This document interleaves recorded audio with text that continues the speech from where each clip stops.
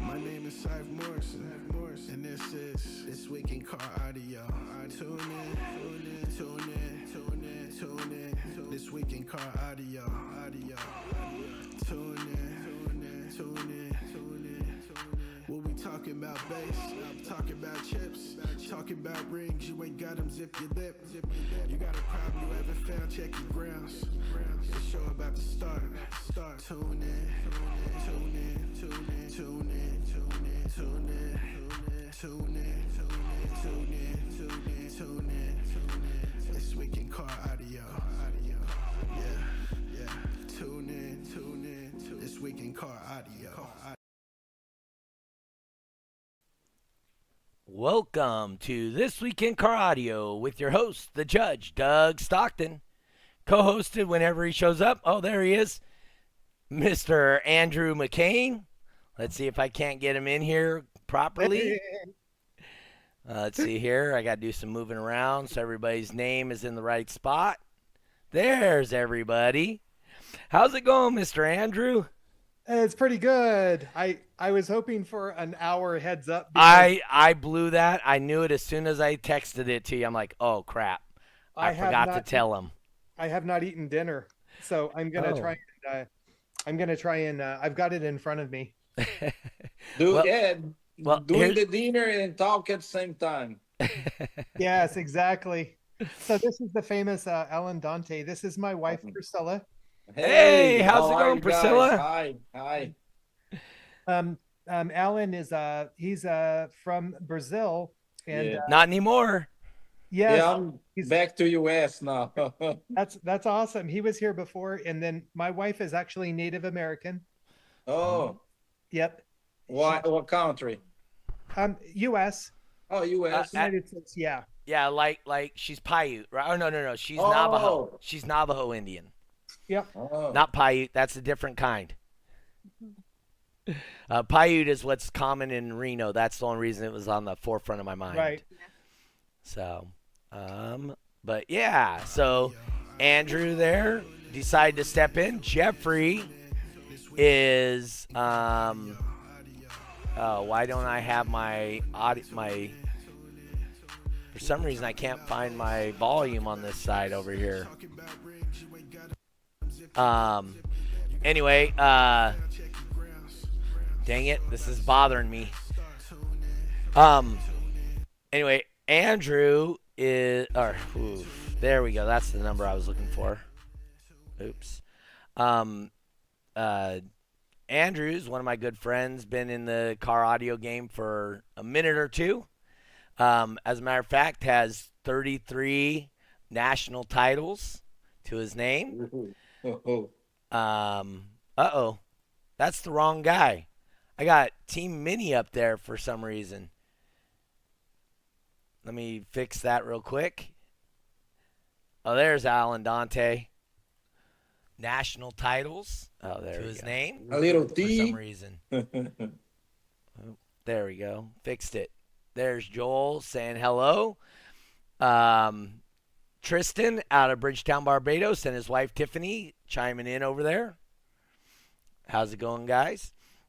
Like good. I said, I got Andrew McCain in here. Jeffrey has a new job, and there's so Joel we're trying to figure out how what time Tristan works for Jeffrey. So you guys know. Okay, yeah, everything should be working. Somebody say something on the chat real quick. Hold on, I want to try and make sure it's all working. Bam, pop out chat. There. All right, let's see if we got some chat now. And it doesn't look like it's going to come across. I see Extremo Land Cruiser says, what's up?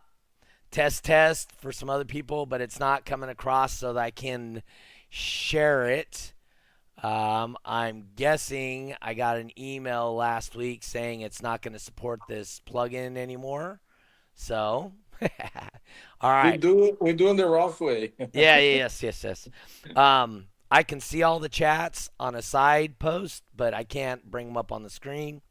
Right off the bat, I wanted to say thank you to our sponsors once again. If you get an opportunity to support the people that support you, our two sponsors right now are Bass, Badass Sounds by Steve out of Texas, and then obviously Mr. Eric E-Box, as he's known, is out of Texas also. Says he's going to drive all the way up here to Autorama to try and beat the boss, but he knows you don't get the opportunity to beat the boss unless you win your class. So, Alan, are you familiar with Beat the Boss at all? No. I've been competing on extreme class for so long, just focusing into that. But I know so many classes out there. Will you guys let me know what it is? Okay. Andrew, are you familiar with Beat the Boss? Not at all. Oh, okay. So what we do... That makes me a beat the boss virgin. So what we do is in the base race classes, 29, 39, 49, whoever wins the class, I give them an opportunity, $10. Winner takes all. I put up $10, they put up $10. I borrow the car that got second place, and I base race against the winner. And I win probably 85 to 90% of the time. In a car I've probably never been in ever before. And so know the game better than the guys, so. Yep. So they try to beat the boss. I'm the boss. Wow. But you only get the opportunity. The second place car. Yeah. Whatever car it is, it doesn't matter. Wow. I've used cars that had steering wheel controls and did beat the boss and beat people. Bass knobs, stereo on the deck, right? It don't matter. Whatever car they have, I sit in it, I listen to it for a second, and then I compete with it. Wow, that's awesome. So, yeah. Andrew's not outside on the lovely porch. Oh, that's where you were last time, huh, Andrew? It is. Yes. Joel said he shared the link to DB Drag Philippines page. Thank you, Joel. Extremo Land Cruiser said he shared the link to Eat, Sleep, Base, Repeat. Appreciate you guys. Like, share, comment, all that stuff. They are from Orlando area? Oh, are they? Or they are? I don't know. Extremo Land Cruiser? Oh, no. What area they are? Oh, so Joel, he is out of right just south San Jose. Or San Jose. Between San Jose and San Francisco. He's East Bay, okay? In California. But he was the most traveled DB dragger last year. He went to Mexico, Philippines, Canada, and I think 5 different states in the United States. So he competed in Indianapolis, I think, Texas, California, I think Tennessee. So, he travels all over to compete. Extremo Land Cruiser says he's in SoCal, California. Oh, California, yeah. Back in the days, we used to drive a lot to make points. Because it was like 100 points. Yep. Even for extreme guys. Back in the 2000s, we had to go. I mean, I used to drive up to Indianapolis. Yep. Just to go to a 3X, all the way from Charlotte, North Carolina. I used to drive all the way to Indianapolis for a 3X event. Then back in the 2000s, was a lot of shows, but we also traveled to go against that guy who won that area. So yes. So he's gonna be at that place. All right, I go fix. So, and you know what else? We when you have big heavy vehicles that are competing, like Alan has. I mean, his is way heavier than mine. Yeah. Then what was yours, just in comparison? I think.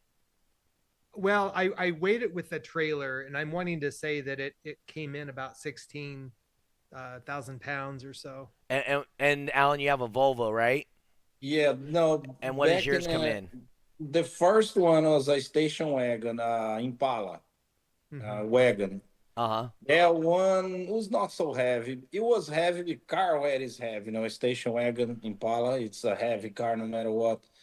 So adding batteries and everything, probably 6,000 pounds back then, 8,000 pounds, no more than that. But the Volvo, the current Volvo, yeah, that one is heavy. Yeah. I built a CRX that was 6,000 pounds. So Ooh, lot of weight. there was a lot of Or a weight. lot of dynamite. What I was going to say was Yeah, sorry. you can't really legally Oh, yeah. legally and affordably get those competition vehicles transported like that. Yes.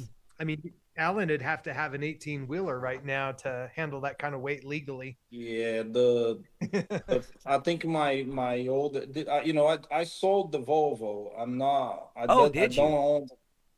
Yeah, Where? the Volvo has been sold. I can't tell the owner Okay. right Okay, now. that's okay. That's all It'll right. be a surprise, but I'll be around the game again still with the car Wow. because he needs me to make work. So, but yeah, we sold to another company, and we plan to build something new, but not for now. I need to rest a little bit. I mean, it's been a long 23 years, no stop. So I finally found somebody that I trusted because selling the Volvo is not easy for me. It was kind of taking a part of my arm Baby, away. Yeah, I mean, 20 years, man, that's not right. like a one. And then I sold as the loudest car in the planet right now. Yep. We didn't register on the 3X show because Brazil doesn't have 3X judges, but Okay. we done it. We done 185.5. That's So it not was, bad. yeah, it was a good end for the car, in my hands. I was capable to reach that. So prove to myself that I can. And, I was happy the last burp. We could done more. But Um, I said, man, if I risk it and I break it, that's the last chance. So let's make something louder than the last guy, RP, yeah. 185 too. Okay. So I said, that's point three. I know he can be louder than that if he works, but it was the last time that I was in the lane. So I really want to finish my time with the car with a good score. So I was happy with 95.5. I was really Yep. happy. So the highest car I've ever registered was Scotty Owens I with was the there. oh yeah, with the Pioneer truck, I was Yep. there. and it was 183.6, and that was back. When would you say that was? That was probably 2008, I know 2009. I know with absolute certainty that it was in 2007 Okay, because that was you remember I had my little Nissan truck with you had 450. two vehicles then. Mhm. I did, and then I started on the van, but I first met you for the first time ever Right. there at Scott Owens' place, Edge Audio in Mhm. Oh, Edge George, yeah, yeah. yeah, and I trailered my truck and everything there, and then I met Scott Owens and um for the first time, Mhm. and then I met you then as well, and I was working on my van at that time. We were preparing the van Oh, okay. because we realized that we were just running out of room. What As class was the van? um Your the van?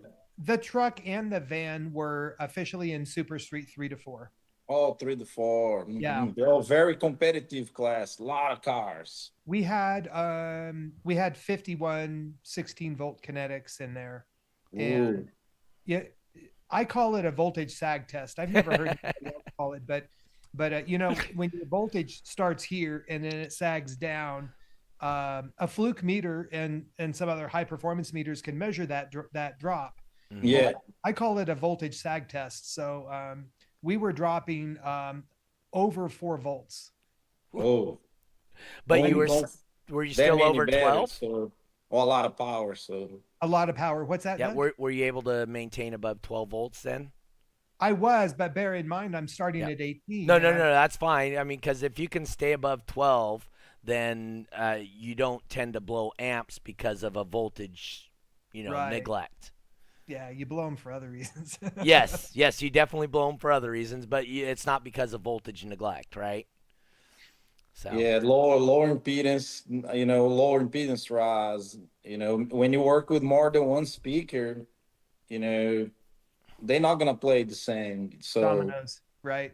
you yep. just gotta work your ass to tuning off amplifiers to match it that max volume part. That's the key thing. So a lot of people ask me, "Hey, why you don't do 186?" They think it's just turn Yeah, the it's easy. knob, It's easy. It's gain a just a half number. dB. It's not like that. So It's easy.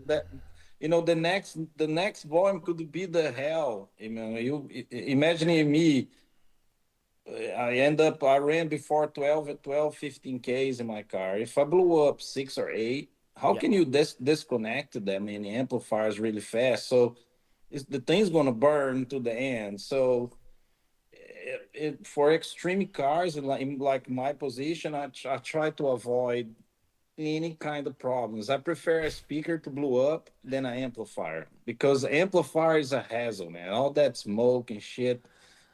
So you can blow a sub and go replace much easier. I know it's Yep. gonna hurt the score, but amplifiers with the lithium and stuff. Oh, Mm-mm. the lead time to Brazil for any parts is super difficult, right? I mean, Except for the amps, obviously, because you have yeah, Brazilian amps, yeah. right? Yeah, the actually B2 and we design speakers with national parts, so we don't Okay, need to be importing all the time. So good. we was using the best we can get from the Brazilian vendors in Hmm. Brazil, and it was good. So B2 had to supply the batteries too. They shipped me 200 batteries. Oh, So yeah. yeah, it was a Uh, lot of batteries in the Volvo. So Extremo Land Cruisery says just one more click, Alan. Just click, and he goes, and then it says boom. It's got a little emoji. no, it was fun. The 185.5, it was consistent number, you Right. know. And I never went. I'll be honest, totally honest. I never went above volume 28. I burped 26, Hmm. and I had two more clicks. That two more clicks was 185.68, probably 185.7 Hmm. on the DB drag position. But man, I had the trouble before, so I was like, sometimes you want too much, get nothing. So Okay. So we got a couple of questions in here. Matt R says, Nobody. has Alan Dante done street class, super street, or anything like that? yeah, I built a few. I mean, many, many. I help people all around the world. Uh So huh. I've been involved in many loud cars. I mean, even back in the 90s and 2000s, we like one year I remember where I was working for Stetson. Out of 11 classes, we won 7. So Oh yeah. most of those cars I was involved in. We had Oh. two extreme cars, me and Greg Butler. Hmm. And then we had Ryan Schaefer and the Super Street 1 to 2. I mean, we had a strong car in many classes that year. And even in the street class, I think we had Ray or something. I think it was somebody from Canada also. It was a Not guy the from twins. Canada. No, car in many classes that year. Oh yeah, the twins who won the extreme two. We had Ray or something. I Yeah. think it was somebody from Canada also. Somebody has a Oh yeah, background the going twins on. who won the extreme two. Um, Another question from Bridgetown, Barbados. Somebody had. Uh, Alan says, or he says, Alan, would you be going back to the extreme right away, or would you be trying to build something smaller? Oh no, I can help the other boxes and help other classes, but my thing is extreme. I don't want to be lower than 185.5. He, So he doesn't want to be the little guy. no, Why? I can. Why would you do that? If you I'll be honest, if it was a class that I would build something affordable just to be around the game, Uh-huh. I would do a no walk, super street no walk car because it's cheaper to build. It is very expensive to do I was gonna say, have 170. you seen the Farino? I mean, yeah, the Fiorino, get a good Fiorino Yeah. and Fiat. like Hank Vett and guys from Brazil, guys from Canada. You know, the little Fiat truck is really good. So that will be an option if I want to do a small budget competition car. But I really like to build a new Volvo from scratch. So less trouble, less speakers, and something back to the one subwoofer car, you know. Okay. Why a Volvo? Is it because it's more square? I know the dimensions. I really believe the Astro vans are capable to do really loud too. Seeing like a Carlos Rodriguez and RP and few other guys in America doing over 185s, 183. So the car is good. Mm-hmm. But I got something with the Volvo. I like the old school car, you know, and I really like to build the extreme single sub again. You know, I think it's possible in 85 out of that. So I really like to get that done one day, a single sub car, you know. That Andrew can attest to the issues with the Astros. He built one, right? Well, yours was an Astro, right, Andrew? Yeah, mine was an '87 Chevy Astra van. Yeah, but we got to the point where we ended up blowing doors, fields. doors. Yeah, we ended up replacing the doors. We had a donor van, which and we had power door locks and windows. And I remember meeting you in well, this is getting off on a tangent. Meeting you in Laughlin. I had issues with that working, and you're like, it's got to work. It's forward to the B pillar. And I'm like, You got to open a little bit, but it's got to open. It's got to function. And it's a 1987, so the thing was old, Yeah. So, but there's a lot of issues. It's in the Super Street version of those vans. You have so many problems with the housing around the engine. Yeah, right? leak a lot of air. It's really bad. And then, like you said, the door metal is not very thick. And so it just tears apart the door. Now, on the extreme side, because you can build those up, I mean, can you imagine how much easier that would have been on you, Andrew, if you could have just made those solid steel welded 1/4-inch plate or 1/2-inch plate? How much easier that would have been on you? Yeah, but then he's on extreme class. So yeah. He loses the fun. Well, it was a challenge. I was going to say, I don't know if it was fun. It was a challenge. It is. Keep the car together, especially with the back, so strong. Yeah. As Doug will tell you, I wanted to stay legal as much as I possibly could. I didn't want to hide anything whatsoever. And boy, I tell you, patching that thing back together left and right. The brake booster is actually energy-wise, it's connected to the steering column, and it would be vibrating the brake booster, and the brake lines are hard lines, and it'd be breaking those brake lines left and right. Ooh.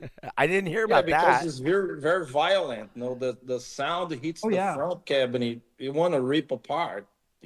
What were you doing, Andrew? What was your top score? Drag wise, we did a 71-1 with a stock cabin, 4 to the B pillar, 3 different times without failure. The limitation that I would run into is the cone wouldn't go straight forward and backward. It would actually articulate. I'm sure Alan runs into the same issue. And RP, the cone moves side to side, so you get coil rub and so that was the issue that we ran into as far as reliability goes. Yeah, an extreme vehicle, because the front cabin is more solid, so way more solid. I doesn't see any variance between testing. It's very consistent. It's kind of like in the clock. I can just dial a volume. If I know the power is there, it's going to do the number. No matter how many times I burp in a day. So temperature and humidity, It definitely can Yep. change the score in extreme car because you shut the door. That's a totally like an environment, seal. Mm-hmm. And a street car, when you burp it, it's leaking air. No matter how good you do, man, it's gonna leak air. It's gonna vibrate. So that's why the Coney kind of Yep. moves more. The extreme cars are more stable because there's no vibrations to make change the air so dramatic. So it's Mm-hmm. more consistent. I can apply. I remember 18K per sub and nothing breaks. Nothing breaks. It plays smooth. Of I, course, for 3-4 seconds. Yeah. so I was in the lane at finals, in the Iosca lane, and for fun we clamped, and I was clamping just a little bit over 25K per. Ooh, there's some. Yeah, that was like, ah. It takes People power don't to make realize, man, power, that's a right? lot of power. Yeah. What's That's that? a lot of power. Takes Yeah. power to make power too, right? But Yeah. Alan will tell you though, you get to that point though, and it's like, okay, you just can't start dumping icing on that cake. You got to make a better cake. Yep. Yeah. I say that Yes. analogy because I had a very, very good guy named Gabe Sanchez help me in the beginning. And he always said, you've got to, the power is the icing on the cake, but it doesn't replace the cake. You've got to focus on, Yep. basically he was saying focus on efficiency. Right. But Yeah. The loudest you start, as far as power versus SPL, sometimes a lot of guys say, "Oh, 5,000 watts, I can do 180s." right. That's something that I wish I could explain. My English, I will try it. But if you can do 180s and 5,000 watts, doesn't mean you can do 185. Doesn't Right. even mean you Because could do 181. maybe your structural Yeah. is going to max out 181.8, so you can put a 100K and not pass 182. So that's why if I build a new car, it might not be so loud and low volume, but it will be prepared for high power. So the problems I went through to keep my stuff together in this Volvo, I figure out sometimes it's better to do 10,000 watts, 180, and have 300,000 to dump it and get the most out of a 300,000. So, and a low power class extreme car is not going to be able to go against like a cars with multiple subwoofers and a lot of build rise. So if the car can take the energy, the score will up. So So I will kind of second that. So when we built that Extreme CRX, and mm-hmm, when we were testing it at like 200 watts, right? Well, mm-hmm, mind you, the most we ever got was 163 out of it. It was a one mm-hmm. subwoofer.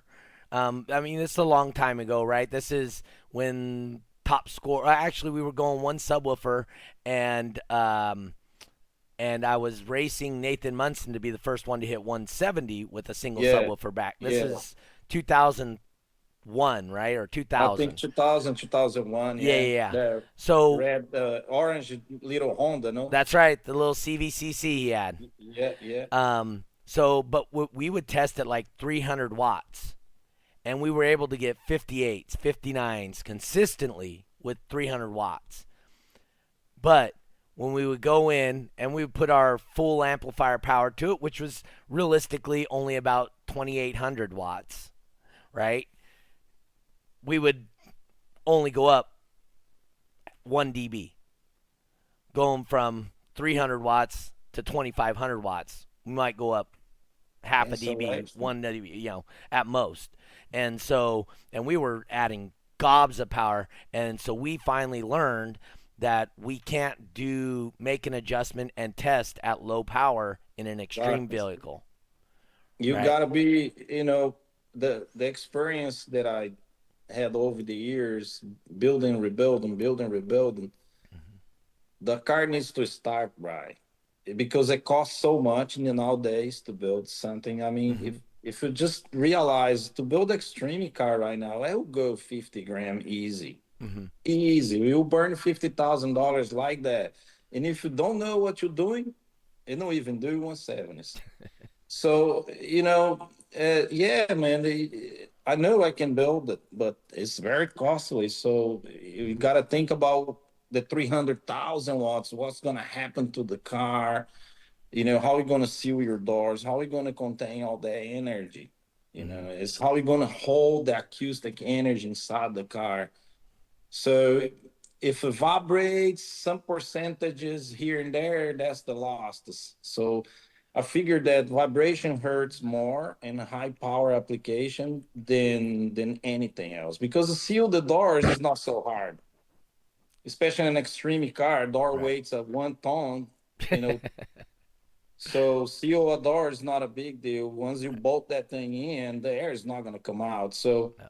vibration is what eat your score at the end. You can build the most efficient car you can imagine, but if you're not thinking up the max power, your project is not gonna happen. So it's like a dreaming and not gonna do it. So you and honestly, I think the only way to learn it it's doing.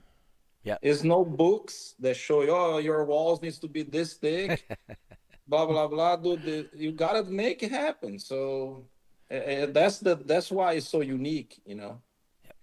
Alan, I have a question. Sure. So where did you actually start? What what um what year did you start, and how did you start? Because you're basically an acoustical engineer. Yeah. You know what I mean? That's what it is. Yeah. And you're an electrical engineer as well. Yeah. We gotta know about everything. Yeah. Yep. So my question is, what process did you start with, in your education, or your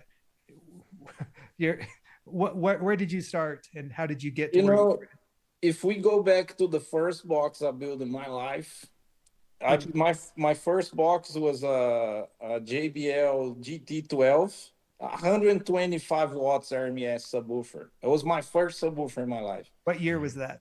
That's 86, I think 80, 87, somewhere around there. Okay. And I have a little Fosgate 50.1 EX something. It was like 150 watts bridge, Okay. little Fosgate amp. So I remember I had a box like a quarter-inch plywood, Mm-hmm. and I was happy with the results. So a friend of mine saw it. He was already an installer. Said, "Man, you crazy? This is like a cardboard box. You need to build a box like this and like that." So he built me a box with a three-quarter plywood. The difference was huge, man. I was like, "Whoa, it's like a three speakers now." So right at the beginning, I realized that vibration in positions, where the port goes. Mm-hmm. I start to figure out those things really early. So we didn't have money in Brazil. So we was playing with the most we can with the little we had it. So I remember back in 89, I ended up buying a pair of Kicker solo barracks. Oh. Wow, that's So expensive. yeah, I A was lot of like, money. whoa, I got a pair of solo barracks. So Kicker, you know, and I paid a guy to build a box for me. And to be honest, when I turned it on, I wasn't happy because I was like, man, this gotta be louder.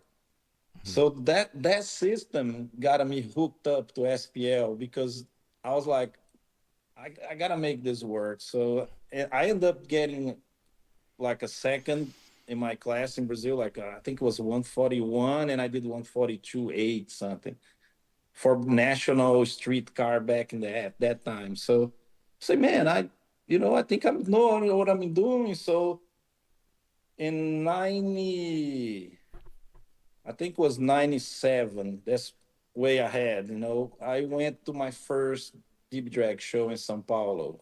And then Wayne Harris was there judging. And then I looked at thing and I got addicted.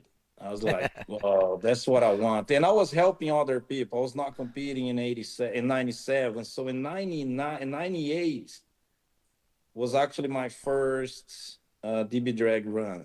So, and then I never stopped it. There was a guy back there in Brazil named Diógenes Serantola.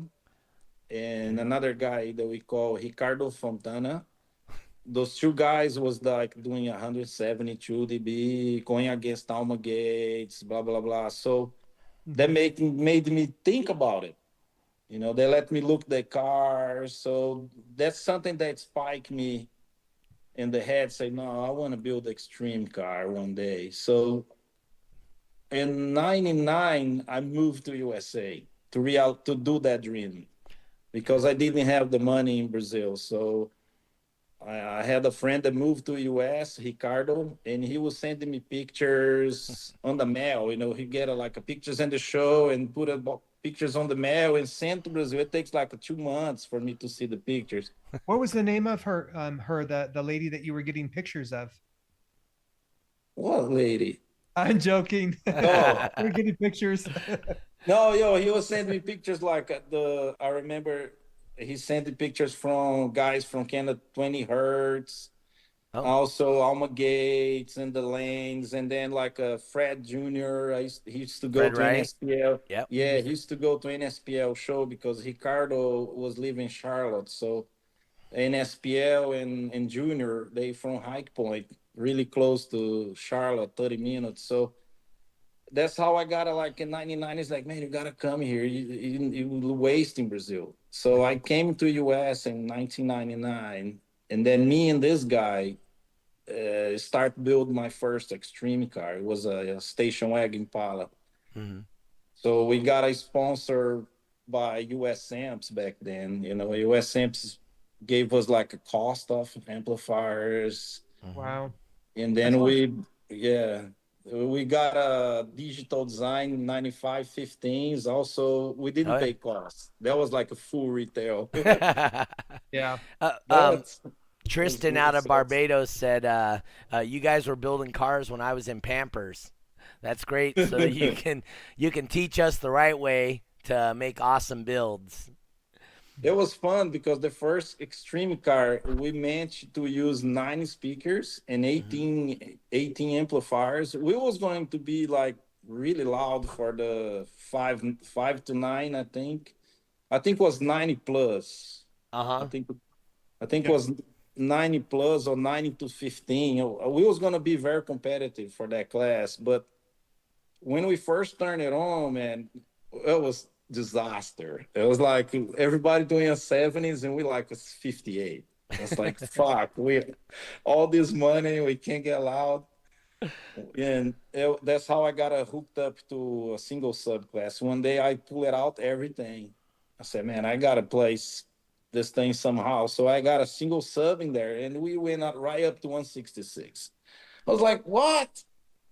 I took 8 subwoofers out and I gained 10 dB. That's crazy. You know, in my mind was like, that's no rise. So, and then I had the second sub, we went up to like a point 0.7 only. I was like, hmm. So that's how I start to get more interest to build extreme cars. And I figured that like, I remember fixing the back walls like 3 dB gain. I was like, wow, so, but you fix in one spot, the vibration goes to other spot. Hmm. So you Yep. chasing that all the time. That's how was my beginning. You know, a lot of guys in my class was focusing in a lot of power, you know, get like a really smooth interiors. But I was focusing on that time on bracing. Everybody used to say, man, Dante's car is heavy as fuck. But you know, they was using MDF. I was using steel already back then, so Right. already going little ahead for the time. Uh, You know. Matt R says, "I heard Alan is moving to America." Yeah, I'm already in Orlando right now. I'm in Winter Springs or Orlando area in Florida. Uh huh. We already moved in, you know, so we have to be back to America and glad that you know our company Rod, you know, helped me get the green card, so we legal to U.S. again, and you know, with working permit and everything. So I'm really happy. You know, the company grow up so much, it end up help me move back to USA. So and it was a dream. My son born in America. Me and my Okay. wife always wants to bring him back. So it's kind of a soldier in a war. You know, you just want to go back to your originally. So Oh, I'm really feeling home again. You know, I like Brazil, love my country like anything else, but I gotta be honest, America, especially for car audio, especially stuff that I do, here's I got more opportunities. Yep. So I kind of feeling wasted in Brazil. You know, all that money, all loudest car on the planet, but can't make it happen. So why stay? You how know, old is your son? he's 19. Nice. He's an He's anchor 19. baby. You should have used him to get your citizenship. Yeah, but now I apply for is what they call AB1A visa, Uh huh. which is like a special ability green card. Okay. So I got approved by the U.S. government as a high grade engineer for Hmm. acoustics. So now I work off my citizens, you know, for the next 4 or 5 years. I will make citizens soon. So Okay. I just gotta keep working my area in my field, you know. And I will shake more. I will make some trouble later. You know, I'm kind of quiet now. I'm out of tools. Actually, I was joking with my wife. I said, "No, I don't have a welder. I don't have a hammer. What I gonna do?" So Oh, because she I'm didn't want you to start building a new car out there? no, no. My family always loved car audio. Oh, My okay. wife and my son, they always been to the shows. I mean, they enjoy. And You know, skateboarding. yeah. A skateboard is me. You know, she don't like much. Ah, you're too much skateboard. You're gonna get hurt. Did she tell you Actually, you're too old to skateboard now? yeah, she's all the time. My mom too. You gotta stop it. You know what I did? I just slowed down. You know, skateboard is something that keep me young, and it's I have, you know, I've been doing as a 6 year old. So all my friends are skateboarders. So like I just moved to US. Every time I go to the skate park, I make a new friend. So yeah, skateboard is definitely a nice community to be part of it, especially if you really want to enjoy your friends. So car audio in the United States is about the same way. You know, we go to the shows, everybody sharing and talking. Mhm.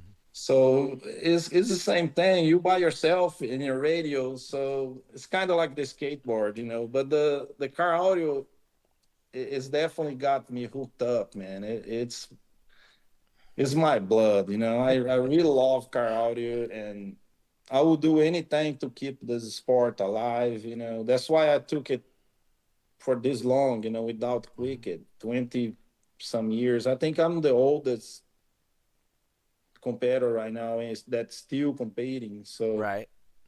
Uh, back in the 90s, you know. yeah. So speaking of like the car audio community, for people that don't know, Alan reached out to guys in the car audio community to help write letters and whatnot. Wayne Harris being one, myself and other people Yep, out yep, there, and yep. we all sent them letters to help him with his visa. Prove immigration, yeah. Yes. There So. because if you are, for example, a doctor, Hmm. it's easy to prove you the best. But how am I going to explain the immigration of United States that I am doing? I done and a good thing for our sport. How can you prove explain them what we're doing?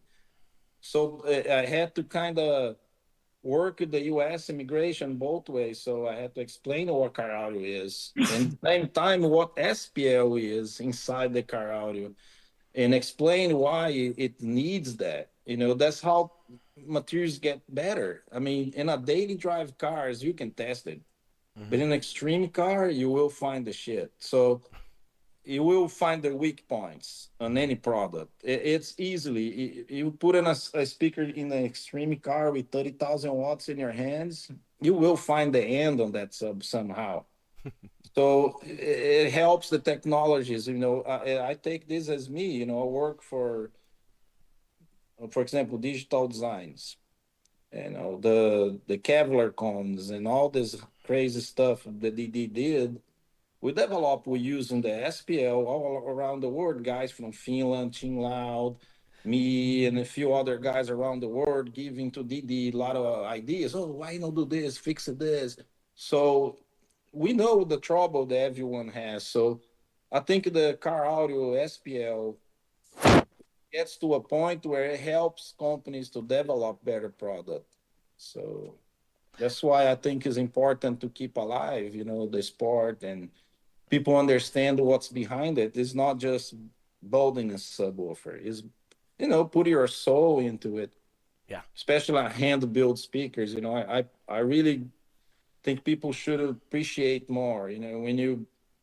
When you buy something that someone built by hand, not high production line, just putting names and labels. Like many companies go to these places around the world and they just buy whatever. I'll just stick my name on it.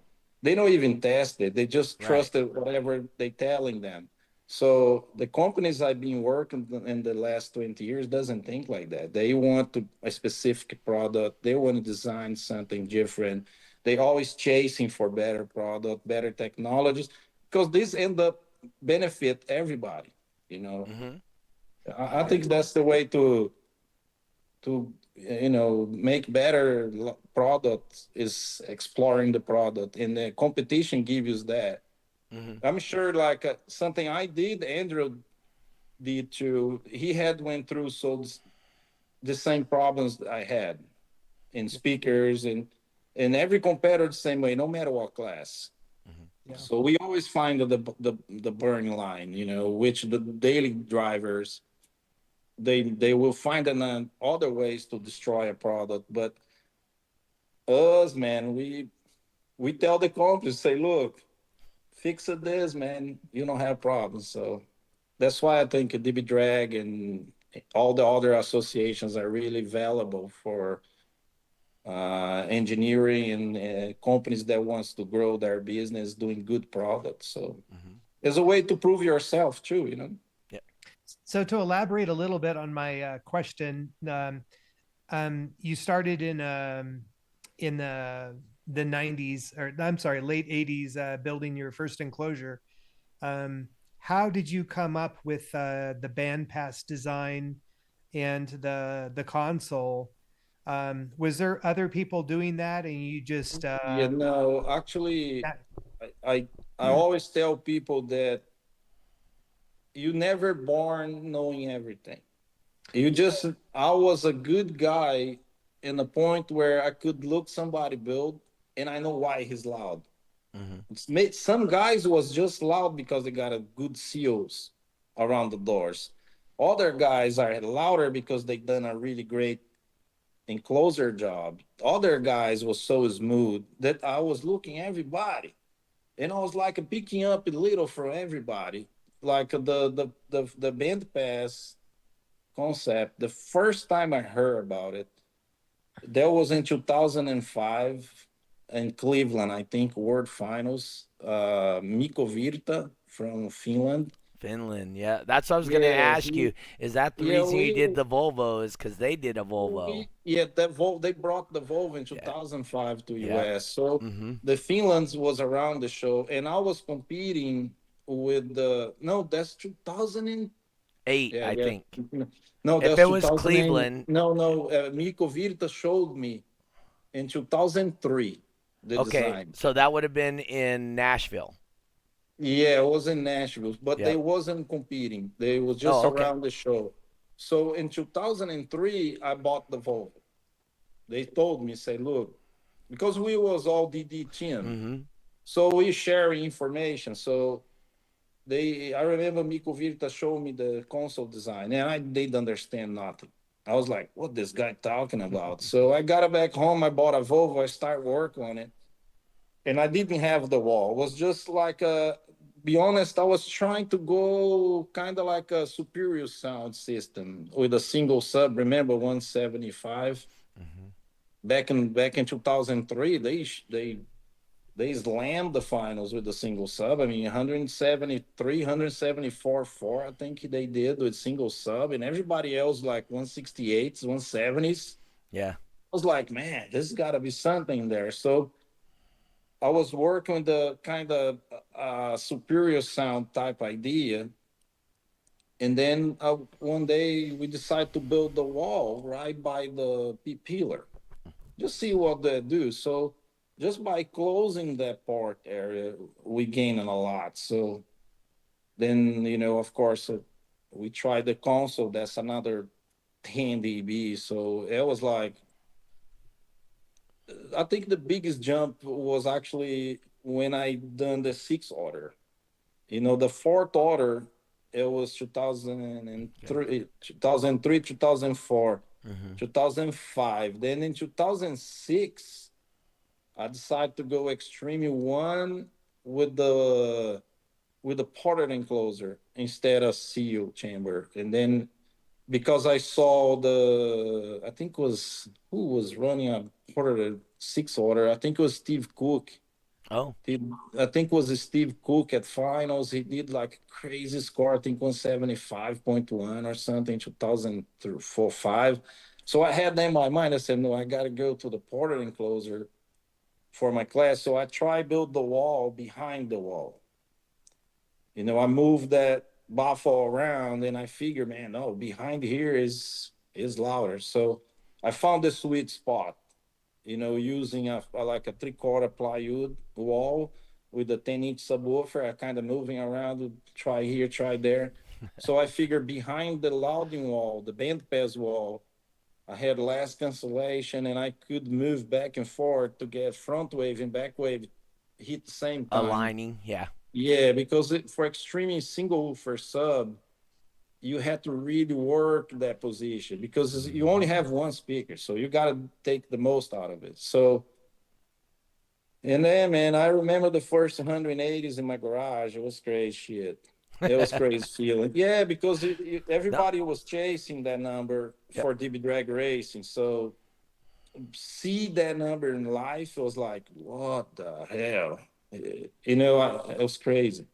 You made a huge statement across the car audio community. I remember I have a car audio store and in New Mexico, and Hmm. and I I heard about it while finals was occurring. The first I weren't you the first to do a 180 with one sub No, the Scott always did first 180s, but he done an ayahuasca. with one sub? No, he on the Edge Audio van, the big Yeah, but truck. no, but for No, one no, sub with though, one isn't it sub. you? Oh yeah, the first 180s for DB drag racing, I done with the Extreme One woofer car, Yep. That's 180 what I'm point saying. With one sub, you did a 180.5. Yeah, 180. So that made a huge resonant.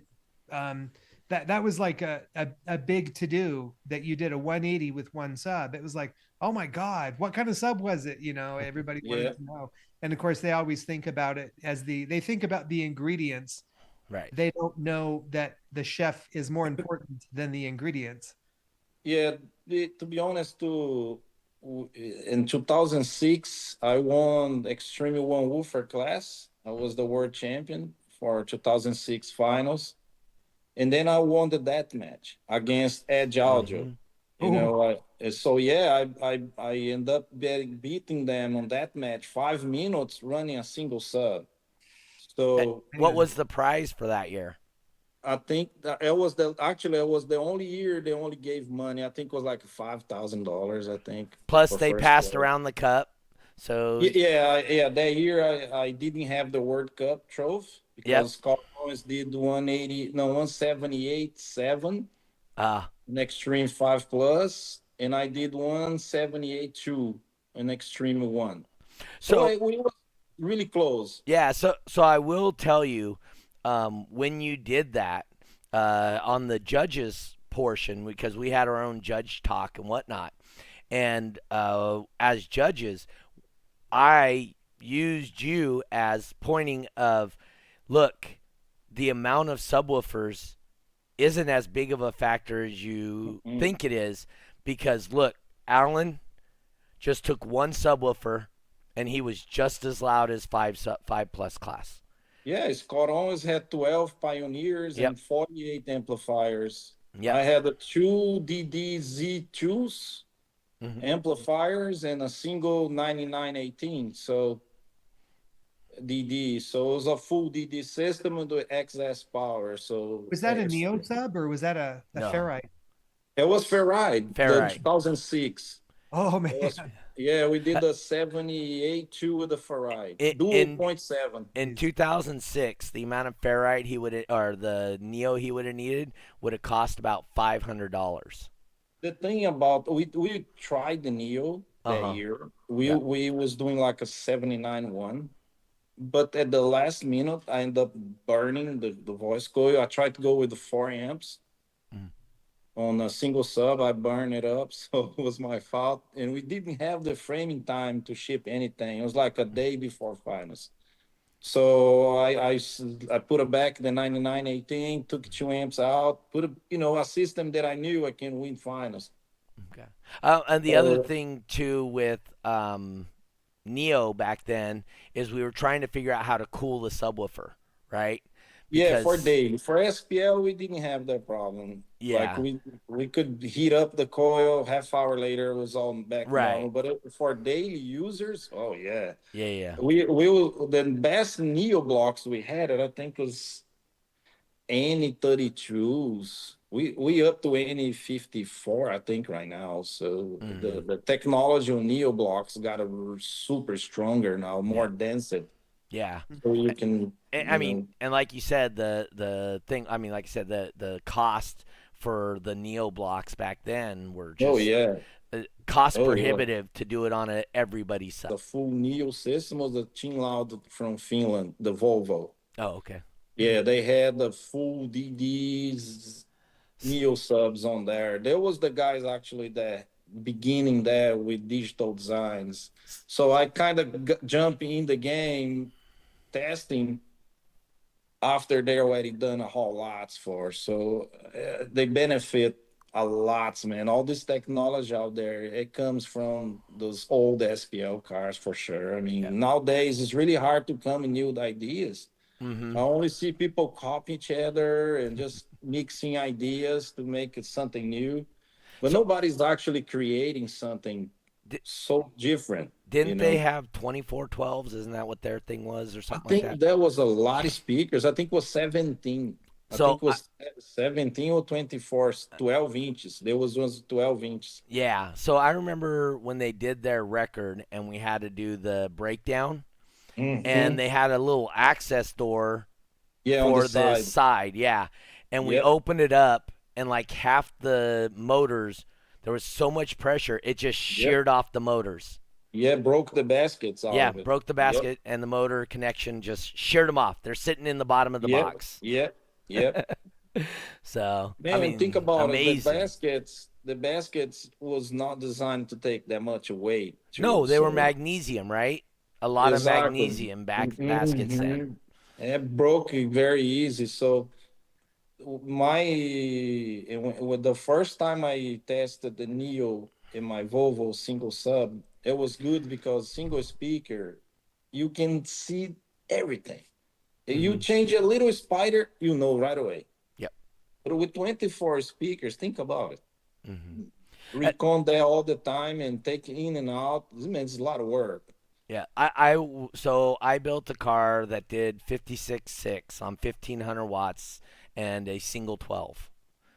And that was a super street car, right? Yeah, a street car, yeah. Yeah. So, but it was a 56 Pontiac. So it was a solid vehicle to start with, right? Plenty of room. So I had a 38 cubic foot box, and then I made a 2 cubic foot box with a port in it for the 15 or the 12. And like you said, I literally would move it a half inch, twist it, tilt it up. And I found ways that's the only way I made it that loud. I was literally, like you said, moving it half inch, quarter inch at a time, moving the back wall, putting insulation, adding blocks, like concrete blocks inside the car to suck up volume and to use as reflective, and you would learn what reflective surfaces would do to your cones. Like as Andrew said, right? So you would get Mm-hmm. cone tilt and stuff like that. And you would, if you were in this one position, every burp you would blow a cone, right? Yep. Yep. So you just This learn is like so much when you break it down like that.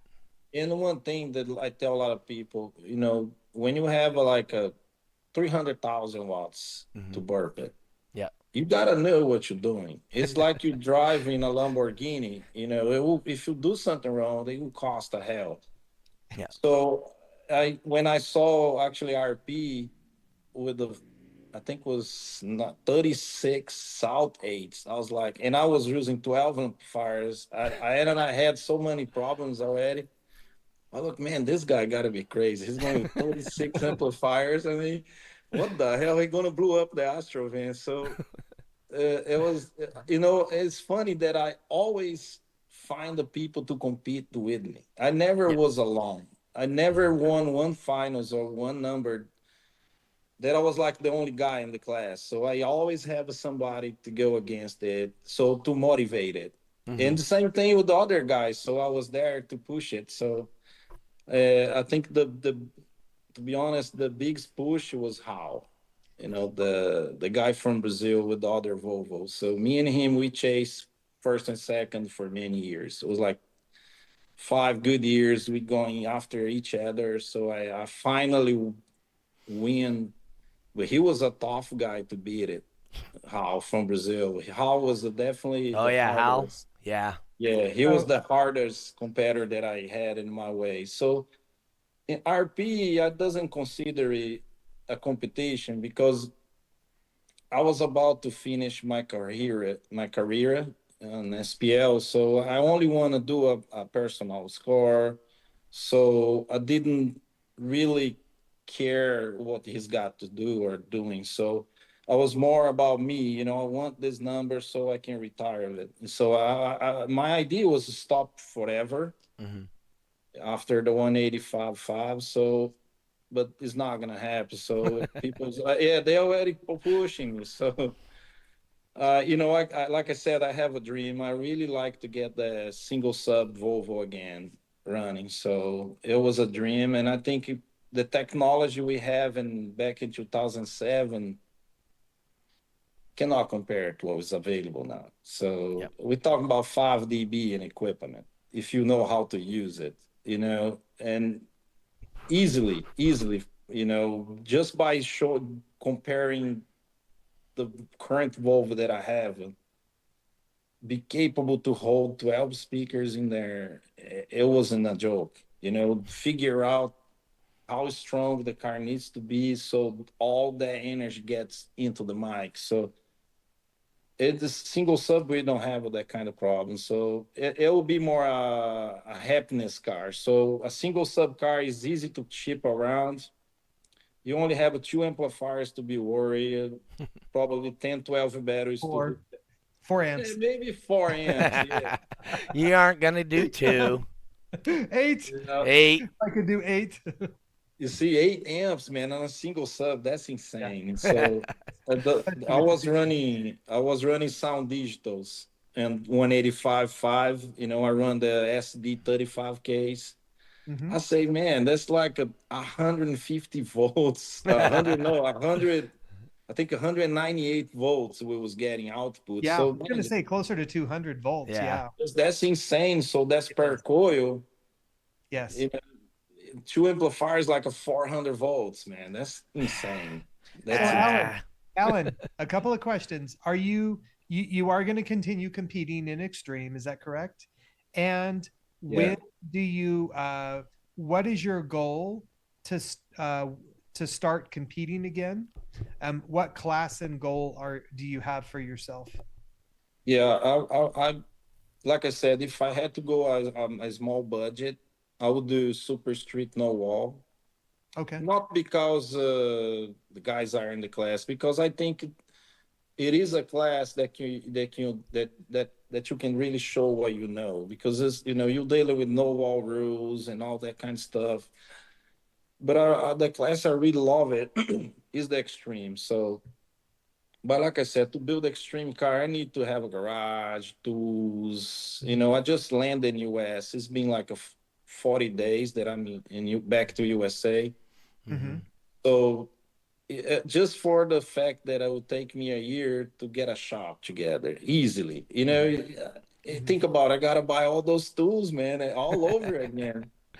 And I don't know if the sponsors will be the same. Yeah. I don't know if B2 will keep up. I don't know if Sound Digital wants to do it. I don't know if I can get the same help I was getting on the first car. So that's why I'm thinking strongly an Extreme One woofer car, because then I can afford to buy. So the 12 speaker Volvo is way above my budget. I mean, without B2 and Corsas and rods, JBL, Corsas, rod, no, this companies plus B2 audio and Sound Digital was impossible to make happen, because it's so much money. The normal guy cannot afford to do it. So, I'm not a rich guy. I doesn't have a big budget in my ass, so I don't have family support me. So to go against like guys like RP, man, that's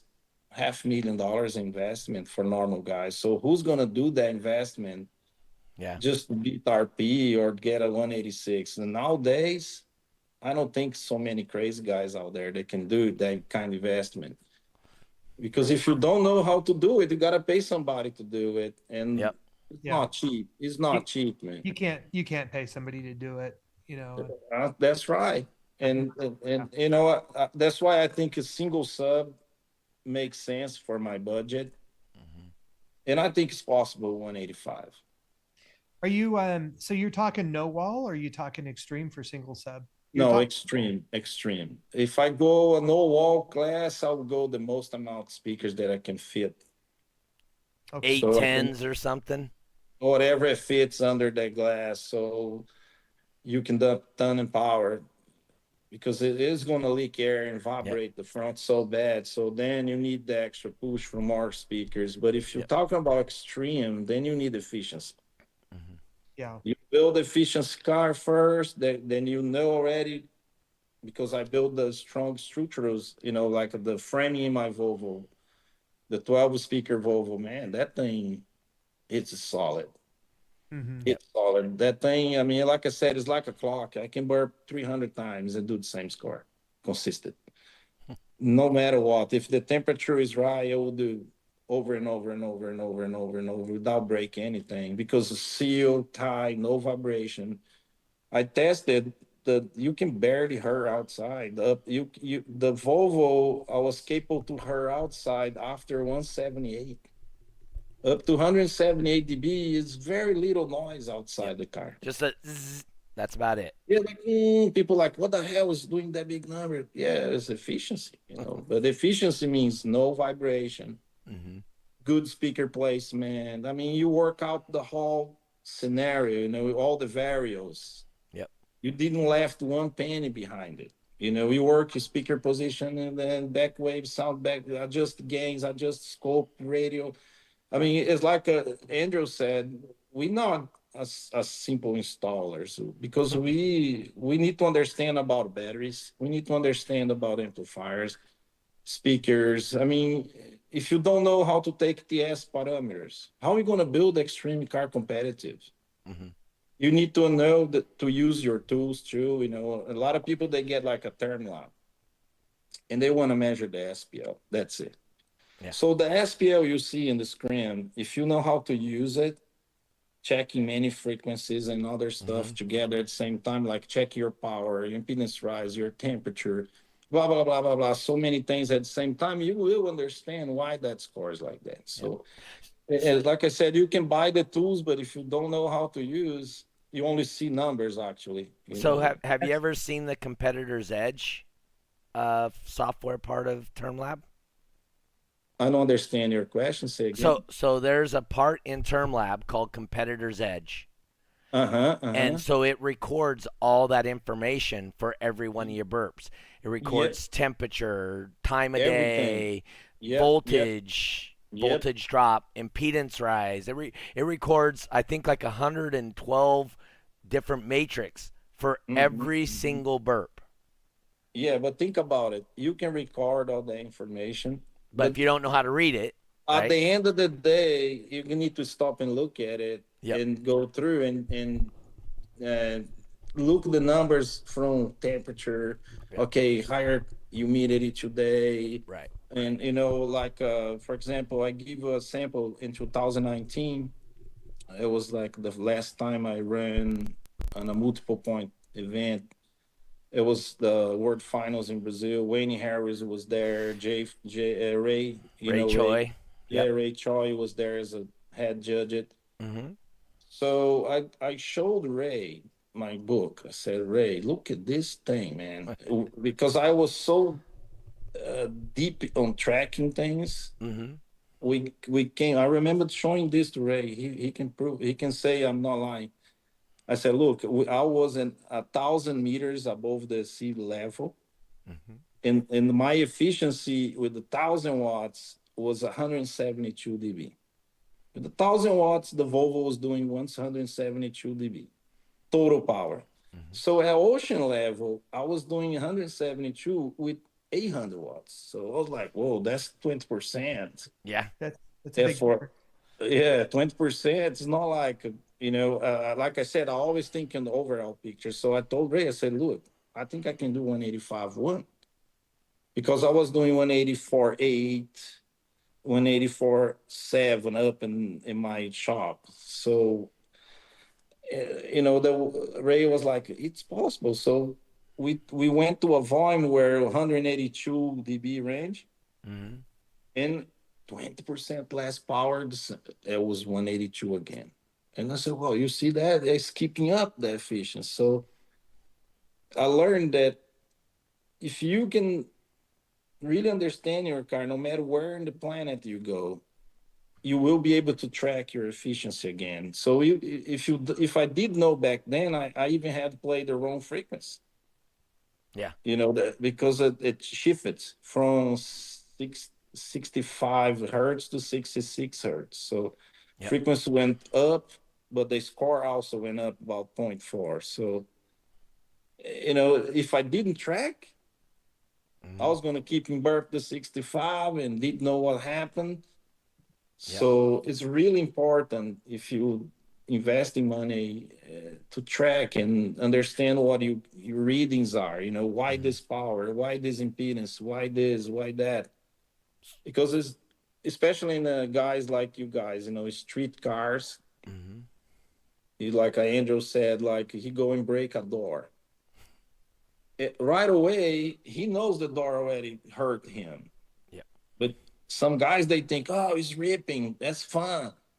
But but for us, he knows that's a big loss right there. So he goes crazy. Oh, I gotta Mm-hmm. fix this door.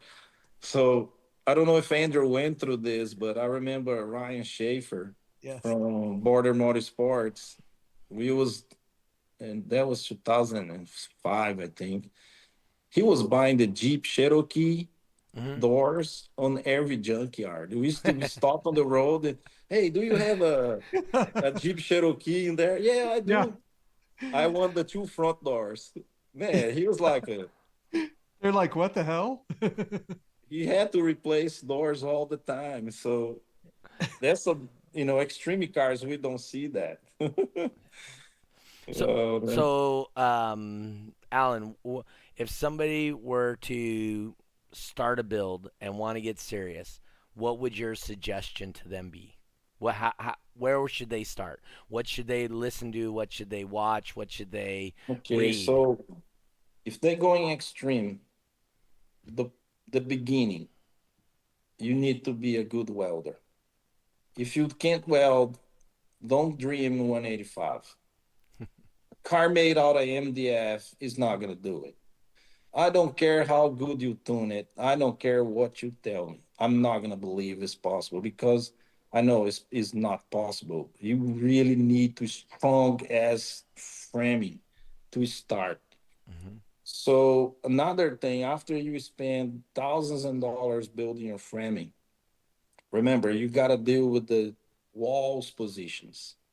Like a lot of guys, they cannot design enclosure. Like I am an engineer, so I build speakers. So I can use my computer and I know what will be the frequency and everything. But I imagine a guy going in the darkness, just buying materials, and then after he build, he's gonna check the frequency. Man, that's crazy.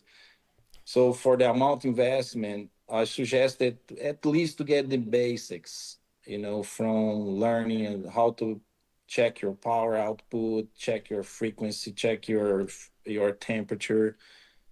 It's the basics you need to know if you jump into extreme class. So after all that, then you gotta take your time and tuning every single spot in that car. It's DBs because extreme class we can work everywhere. So the floor, the ceiling, the dash, the windshield, it's so many variables to work with. That's why it turns to be the hardest class because you don't have no limitations. You can do whatever you want as Mhm. far as you don't break the rules dimensions. This dash this console this blah blah blah. If you follow that, you clear. But nobody tells you that you can only use this much dynamite. If you want to use this much and it's still 30 inches inside, so nobody's gonna actually go against what you're doing. So that's why I like extreme class because it gives you more things that you can work around the car so they get louder. Even windshield position, like the angle on the windshield, the Mhm. doors. If you look RP van, the side window is not following the shape of the door. Right. It's like that. So that's kind of not, that's one of the things that a lot of judges didn't like it because you should have followed the outside The plane of the dimensions of the vehicle. car. So if you put the glass out, he making the interior of the car bigger in Right. theory. So it's just things like that. Like people understand, he had to work his angles to find that tuning. So legal or not, he found a louder way. Yep. So and that's what people need to understand in extreme class. So and you know, like I said, be motivated. Don't be like, oh, first test it didn't work. So I had Jay from B2 can tell you guys, I was like 2 years to do the 185.5. I had to go back 2 years in my notes to figure out what's wrong with the car. And then me and Jay from B2, we had like daily conversations. Oh man, we done this. Now we done half a dB. So what else? So we lost our way knowing everything. So I had to start from scratch. I said, no, no, no, stop it. We're not gonna chase anymore. We're gonna stop it, and we're gonna beginning from zero. So I retuning my console. I start to move things because what happened is so many burps. Mhm. That's what happened to my Volvo nowadays. The one I sold. So many burps at 185, 184 level. It cracks the car. It's Yep. like you exploding TNT all the time. People don't realize, man, 185 decibels is loud as fuck. So, all that pressure is working against your framing, against your doors, your glass. So, Oh, even you the know, box frame that you built around it was steel, right? All your even with welds. the man, Yeah. it gets to move it. No matter how strong you build it, it will move it depending on the power you're applying for that framing. So, but anyway, we had to rework many things. So, I had to rebuild the roof, Mhm. rip everything. I had to take it out, all the resin and sand, and it was everything cracking. Me and Jay was like, "Whoa, Yeah. and we fixed the roof, half dB. Then we fixed the sides, half dB. So Andrew can speak to that for sure. It's just yeah, you man, you Yeah. you think it's something else and you don't realize that you've been working that car for so long. The basic structure you started with is now starting to tear apart. yeah, Right. it's gone. It's gone. Yep. Especially super street cars, Yeah. they don't last longer. You got a peak efficiency for the cabinet. And after a while, that will drop it. No, you will need more power to activate that score. So if I was super street guy, I'll try to test it below 169. Sometimes go to 170. Try like I see guys doing almost 170. Actually, 176. Somebody did know on the super street. What's his name? Wasn't it Bo Bourne did that? or Yeah, 76.1, I think. That's loud, man, for a stock cavity. yeah, You that's an know, extreme cabin right there. I mean, that's for a it's stock. gotta That's be pretty damn really good. well built. I Yes, mean, yeah, the rules allowed you to brace some stuff, right. so everybody wants to get louder, you know? Yeah. That's what keeps us going. All right. Hey, we went almost over a half hour today, but I got a question for you sure, guys now. sure. Before we go, Yeah. do you guys believe that DB Drag needs to keep changing the rules as they've been doing in the last years? So we haven't been changing the rules. That's a very odd misconception to me because I've been part of the rules since 2005. Okay, in Mm-hmm. 2004, the rule book was I think 7 pages. Mm-hmm. We're 26 pages now. It's more I specific, you know? Yes, and that's it. And I would say over the last probably 6 years, to be honest with you, since Andrew, the last year that Andrew competed, I don't think the rules have really changed. It's more of clarifying rules, Clarifying details. right? Yep. It's Yep. it's detailing the existing rules. Obviously, um, Andrew helped usher in some rules. Other competitors that have been at the top of the game, you've ushered in some rules. RP's ushered in some rules. It's the guys at the extreme end that create clarifications mostly. We aren't changing the way classes are structured. We're not we're a lot of what we're doing is just clarifying a rule. Like a couple years ago, right? We had the you're allowed to build down. Well, I can't remember honestly who took advantage Oh of it. yeah. Yeah, So they made that rule for Super Street, but all the correct. extreme guys around the world, they was like, "Oh, we gotta cut the floor up." I Yes, went crazy. I mean, you I was did. like a half inch below the Yes. 15 inches. So I was like half inch. But that's like a 2 inches steel plate under the car. So Yeah, I was like, oh, how can I but cut half inch off? it was we had to come up with a rule Yeah, clarifying, you and know. clarify it, and Yep. then with that, that's what the rule was, right? So it's a lot of clarifying stuff like that, Yeah, and so nowadays the big talk on extreme is the center console be considering a yeah, reflective area. It's weird because we've I been mean doing it's a that port, way right? for years. It's a port. It's not a reflective area. It's a port. Yeah, it's a console, and they Yeah. say it can be level with the dash. Yep. Okay, so if you level, but what's funny, I cut 1 inch down Uh huh. from my console, and I gain about point 0.1. I was So like, oh, so here's the thing too is sometimes we make some rules to clarify stuff, and you make people go, louder. "Oh crap, that just made me louder," because Yeah, they were thinking, "I need to expand this. I need to expand this." Oh wait, yeah, now I'm restricted. How can I make this restriction work? Oh crap, that worked. And then you start looking, hey, why did that restriction work? And now you're restricting this. So you're making bigger and restricting different areas all at the same time. yeah. So, Extreme class is a journey that you really gotta be patient and love it because it will be, days where the rules will hit you. I got a DQ in 2000, I think 2002.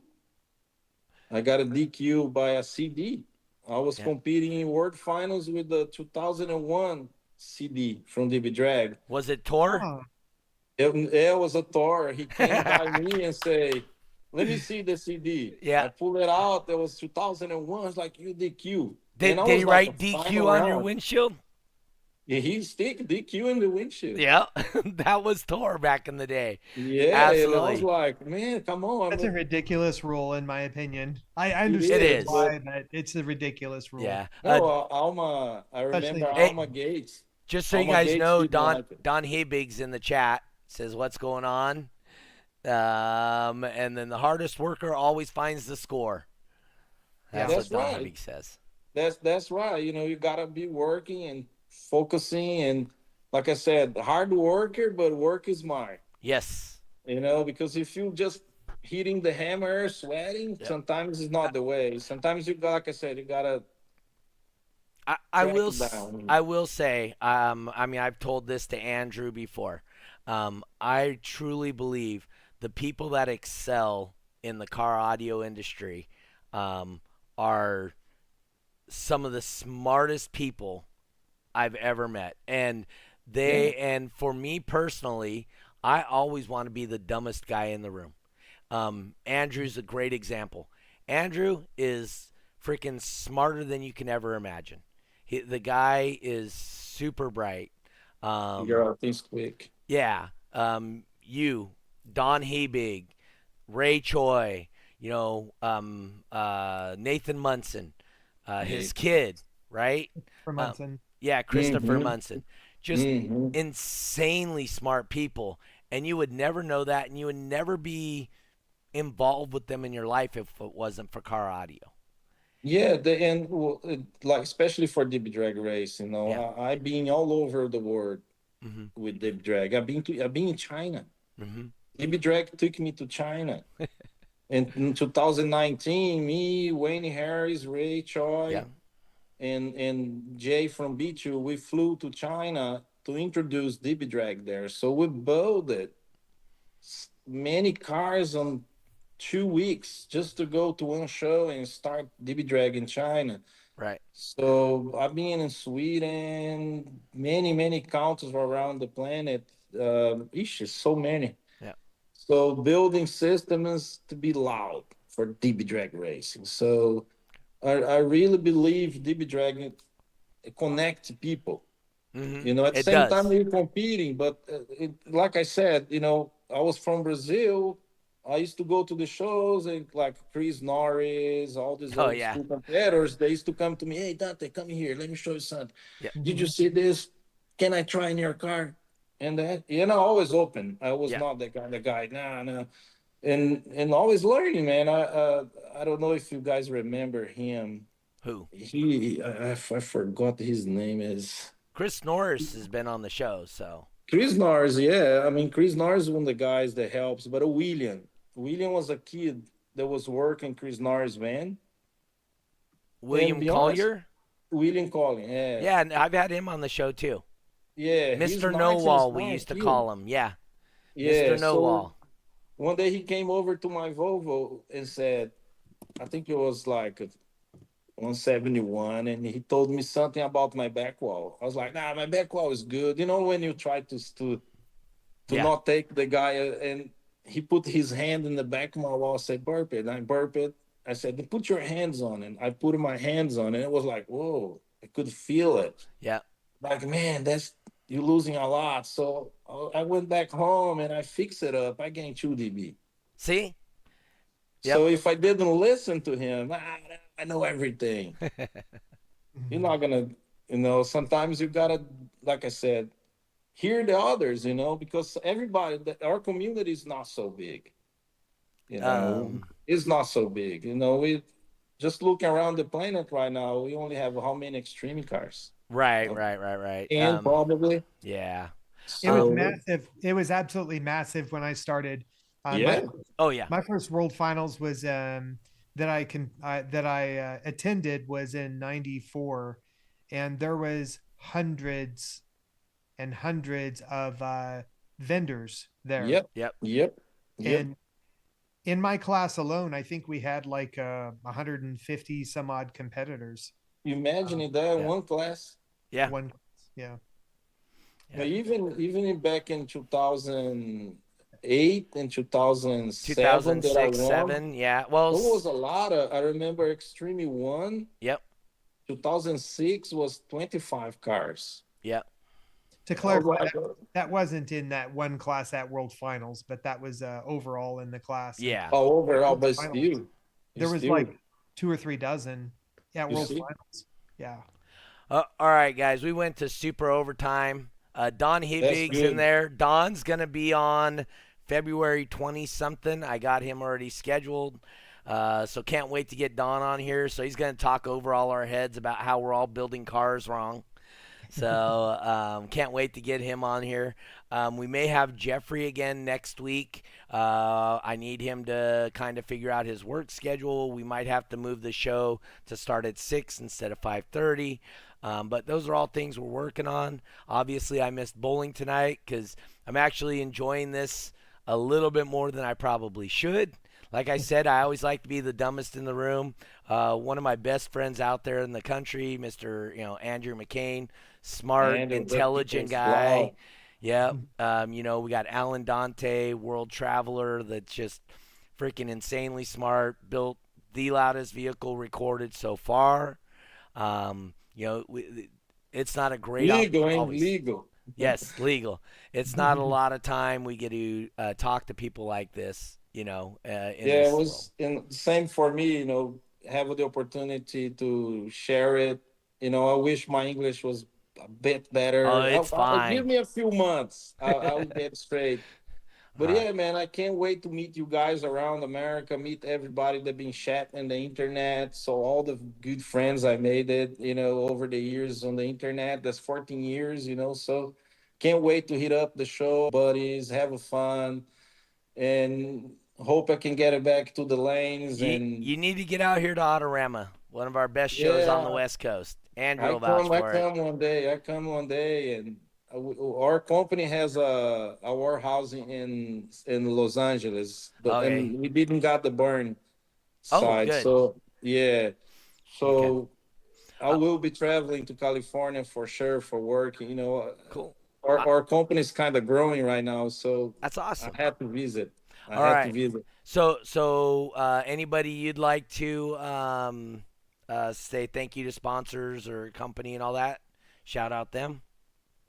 Yeah, I would like to thank Rod Audio for the opportunity. Corsus and JBL Hmm. for the great push. Also, Sound Digital, for what they did for me and amplifiers. Is B2 Audio is my heart. So I will die with the B2 heart. So it's like my family side. But the biggest push was definitely the B2. So I really appreciated everything B2 did for me and believe myself when I was kind of out the game and gave me the opportunity to restart again. And now these new companies are coming to actually help us. Hmm. So we got some crazy stuff will happen. So you guys will see. Yes. So Matt asked, "What company do you work for?" It's Rod, right? That's who you work for. At Rods. Yeah. So This one? yeah. Oh, This Rad. Rad is Uh-huh. Richard Allen Designs. Oh, okay. We got the first letters on the owners and we made the brand name Richard Allen Designs. Okay. Richard That's Allen right. Designs. Rad. Yep. Rad. Yeah. Because he is from the 80s. Yeah, me and my partner, we both on the 50s. My Yeah. partner is 60 years old. So, Okay. but he's a big enthusiastic with car audio, man. My partner, he loves car audio and he likes to build stuff with quality. So, Okay. hand build, we got all kinds of stuff going on. And we got a good vendors working with us. So the products that we are putting out there is not the cheapest, but Hmm. it's definitely you pay what you get. Okay. So it's Uh, honest all right. product. We love honest. Andrew, any shout outs and stuff other than your wife? Hint. No, no, not really. I think it's awesome to talk to one of the legends of the car audio industry, Mr. Alan Dante. Thanks, bro. Thank you. Thank you. Yeah, and I hope that there's a part 4 coming in addition to everything in between. Um, yeah, this is it's fun. It's Yeah. fun Yeah, to I hope I can bring it up the excitement again. Like I remember back in the days, I get in the lanes, everybody's like, "Man, this guy's crazy." And then that's the so I really hope the new owner on the Volvo understands that. So because he's got a 186 dB car in his hands, so Hmm. Well, I do have a little bit of a shout out, I guess. Okay. I think, Alan, what you started to talk about was the beginning of what you got you excited about car audio. And I think that you failed to mention that you were excited about the loud music that you were Yeah, doing. yeah. And I need to show you, I'm wearing my work shirt today. For those of you that don't know, I've got McCain Mobile Audio since 1999. And I got to show you, this is my work shirt. That's the front. And the Yeah. back of it, you got to read the back. Oh, it got blurred. There it is. The love The of love, music. For the love of music. yeah, the love of music for sure. So that's really why a vast majority of the people that I talk with that are buying equipment, this is my career. This has been my career for decades, and it's not just a hobby for me. It's a career that I absolutely love. I love my job. Yeah, me too. Yeah. That's why we do the best. Yeah. And Andrew has surrounded himself with phenomenal people at his shop too. Oh, I'm so which lucky. I mean, Where is your shop, Andrew? New Mexico. Oh, New Mexico, New Mexico. It's not new. You It's mean not no?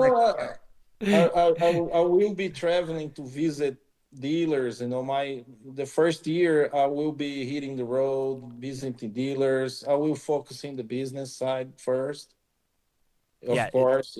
So it's in Farmington, New Mexico. I will stop by Andrew's McCain it's kind shop, of a little That bit would be out an of the honor. way. Yeah. drink That a would be an beer, honor. and have fun, Yeah, talk that would about be an honor. STL. So I mean, like I said, his shop is actually very nice, well laid out. It is. He just updated his shop, changed locations. It's retail. It is a very nice retail shop. It definitely. He came from humble beginnings. Literally a very small storefront with a soundboard and some subwoofers.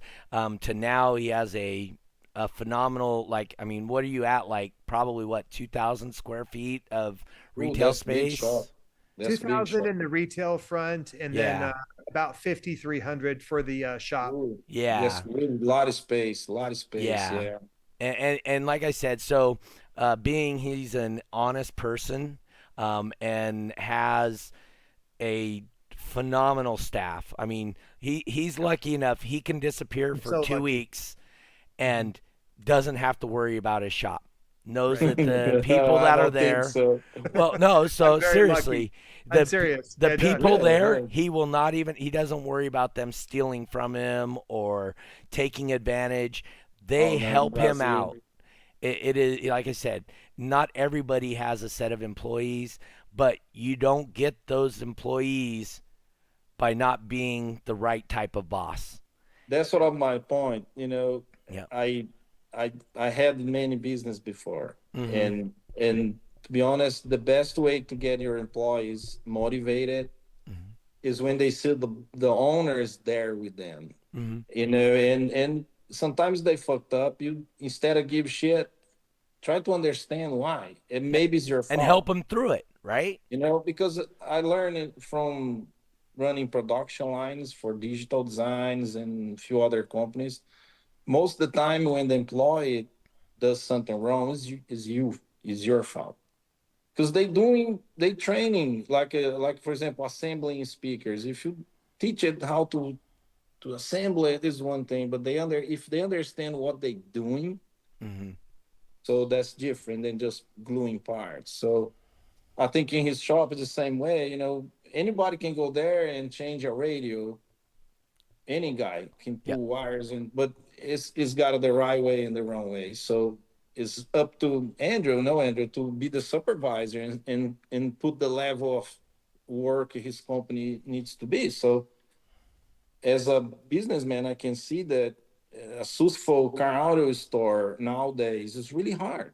Yep. So you really have to be doing something different in your community to be able to get more business. So I really believe that's the only way to be successful. Love what you're doing and actually be there, running the business, show your employees how you want things to be done. So eventually you can do what you said, Andrew. You can back it up and say, oh, Yep. they know how I like it. So, you know, And- appreciate it, appreciate Yeah, what. and fortunately, he's got a great partner in his wife, obviously. Yeah, the wife is right there. Yeah, Yeah. yeah, yeah. No, she is his biggest cheerleader, I would say. Yes.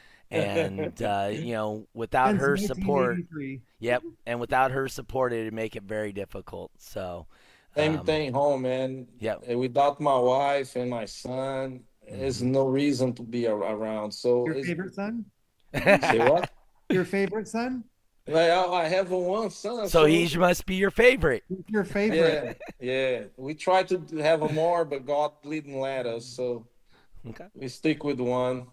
And he's good boy, man. He's smart. You know, like I told him, he got to do what his heart tells him to do, not what others tell you. Yeah. So It, it he's got it there for sure. it's fortunate when you have children that are bright and you can see that their future is going to exceed yours. That's always awesome to see, right? No, Yeah. but I gotta say something, you guys, Okay. about this. Do you believe my son? We go in the car. The maximum volume that I can put the car audio is 5. He hates loud music. I was like, man, you my son, and I cannot jack the volume in my own car. I mean, come on, oh, daddy, that hurts me. Don't do that. I was like, come on, man.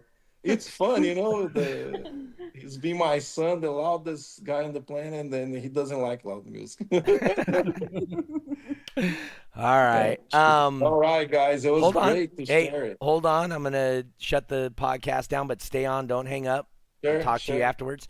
I want to thank Andrew. Thank you very much for filling in for Jeffrey. Appreciate it. Like I said, Andrew, if you guys ever get the chance, talk to Andrew, meet him. One of the coolest guys I've ever met. I've gone on cruises with him, hung out at his house. He's came and stayed at my house. Great family as a whole. Great people. I appreciate you, Andrew, for what you've done, being a part of my life and whatnot. Alan, congratulations on getting over here to the States. I think that's Thanks, awesome. Stevie Greg. Now you can afford lithium batteries since you couldn't get them over there in Brazil. No, I need to sit closer to Scott Johnson a little more for excess power. Yeah. So he will supply me batteries. He's an old friend. Yes, he is. I remember Scott said, Dante, you need lithium, but I can't afford the shipping. So no shipping now, Scott. For me, I want to thank our sponsors. Once again, the sponsors for today's show, Bass, Badass Sounds by Steve out of Texas, and Eric, which is E-Box. Like I said, supposedly he's coming to Autoram to try and put the smackdown on the boss, try and beat the boss. Don't think it's going to happen, Eric, if you're still there. You ain't got what it takes to beat the boss. Good luck, Eric. So, but anyway, I want to thank you guys for being in. Thank you for everybody that hung out. We'll be back again next week. Right now we're planning 5:30 California time, the only time that matters. But you know what, guys? We'll see you next week, and thanks for being here. Thank you, guys. Thank you. We out. Hold on, guys.